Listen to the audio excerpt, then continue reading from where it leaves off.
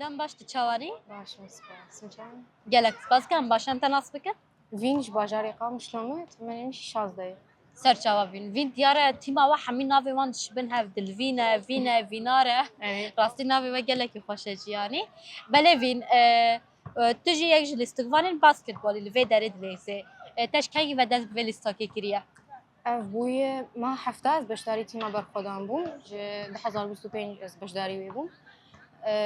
Min destpêkê min dixwast helwesta min basketbol bû. Min kaptin Ebûbakî dît yê rêveberê vê tîmê wî hilbijart ku ez karim beşdarî vê tîmê bibim. Destpêka giz hatin di hundirê vê tîmê bi taybet hîs kir ez rastî jî zû di beşdarî vê tîmê bûme. Belê Ji ber ku çawa kaptin yanî bi jinarê yani tevger dike çawa bar daxive bi awayekî pir xweş tu hêz dikin ne wekî bavekî ji me re ne tenê kaptin e. Ji ber wê min bêtir ji basketbolê hez kir. Yani armanca min ya sereke ji hilbijartina vê sporê ku hem wekî cesedî jî mirov bêtir xwar dibe û hem ya sereke ku ez bibim yani lîstikvanekî Kurd ji Rojava bi navê Rojava yani bilîzin.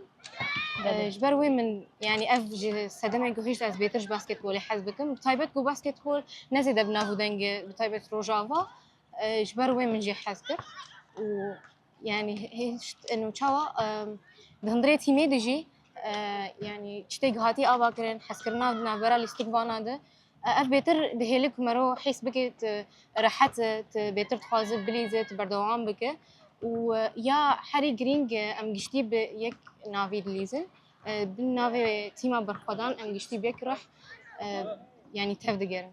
belê her jî ji te re ter hebî rastî jî te gelek xalan anî ser ziman bi taybet yanî lîstika basketbolê hezkirinekî nav mirovan de dide jiyankirin riheke yanî hûn tîmekin hûn yek rihin yek giyan hûn bi hev re dilêzin herî zêde di lîstika te yê basketbolê da herî zêde tiştê ku bû sedema guhertina jiyana te da her wa herî zêde tişta ku bala te kişand çi bû Destpêkê dema ku mirov beşdar dibe helbet tiştekî nû ye.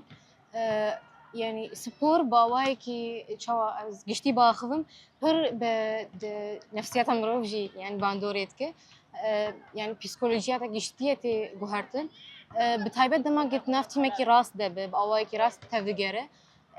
Xalên sereke yekî di jiyana min dihat guhertin ku ez yani min hevalên bêtir nas kirin min diriya wa di jiyan baştir fêm kir bi awayekî dilê nerî çawa mirov bi rihekî bi rihê tîmê tev digere ev pir guher di jiyana min.